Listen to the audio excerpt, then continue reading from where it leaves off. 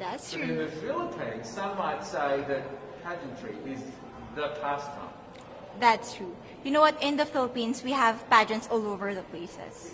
Yes, we have pageants in the barangay, in school, national, local. That's why we really love Miss Universe. It's like it's giving pride and putting the Philippines back on the pedestal. That's why there's an added pressure as a candidate coming from a pageant-loving country.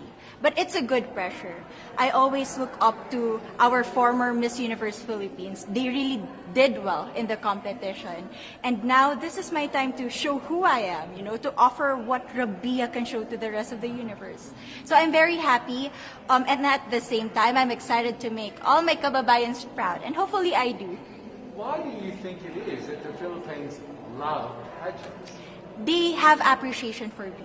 We do love pageant because we used to think that we wanted to be included in the world, I have to be honest, in the Philippines, my skin color used to be not the standard of beauty. I was obsessed whitening my skin because these are the kinds of beauty queen we see on the mainstream. But things were different now. That's why I'm very proud to be a morena. In the Philippines, we call it morena. It's brown skin girl. And to be able to represent, my color, my identity as a true Filipina. Tell me about your journey to being crowned Miss Philippines. In a world that, in a country I should say, that loves pageants. That must have been a very intense process. Tell me about, your journey to being Miss Philippines. Well, my journey was crazy. You know what? I started to be a dark horse. Nobody noticed me. Nobody knows I was in the competition up until the preliminary and the coronation night. And when I won, I received different comments. Of course, there were people who didn't expect me to do well, who think that I cheated. That's why I need to redeem myself in Miss Universe. I really need to do well in this competition. And the thing is, I love pressure. I love criticism. I get better every day with that. You tell me I cannot do that, I turn to you and I'm going to say that, no, I can do it for myself. Good for you. So how does it feel then to be on the global stage? How do you feel to be here in this moment, right now?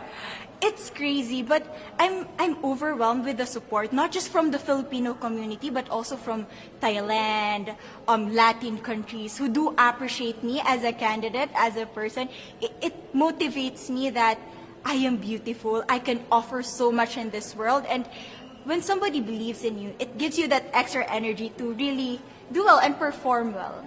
Do you have a sense with the girls, all of the girls competing, you're competing, but is there a sense of camaraderie with all of the girls? Is there a real spirit to, sort of motivate each other to do better?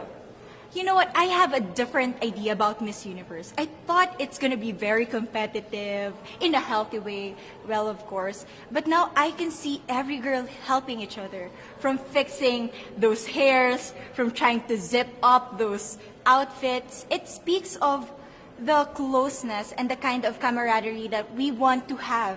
The goal of Miss Universe is not just to crown one girl, but also to build a genuine and long-lasting friendships among us. Would you say within the Miss Universe world, the contestants, is there a sisterhood? Are you sisters? There is sisterhood. I can say I was able to talk to different representatives from different backgrounds, different cultures. And despite our differences, there's so much to be highlighted in what binds us together. And that is because we want to empower women. We want to have our advocacies. We want to speak for the things that we love.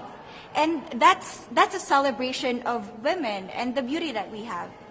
So coming out of this week, obviously you would love to be crowned Miss Universe. Of course. And that would be wonderful, of course, for any of you. But what else will you take out of this week? What do you think you'll feel at the end of this week, regardless of the result? How will you be a different person? It's the growth and the development that I was able to have during preparing for this dream. I will be honest, there was a moment that I lost my identity. because I was put under pressure. I was in that position in which I feel like I'm not good enough. I'm not a good representative of my country, but I was able to bounce back stronger.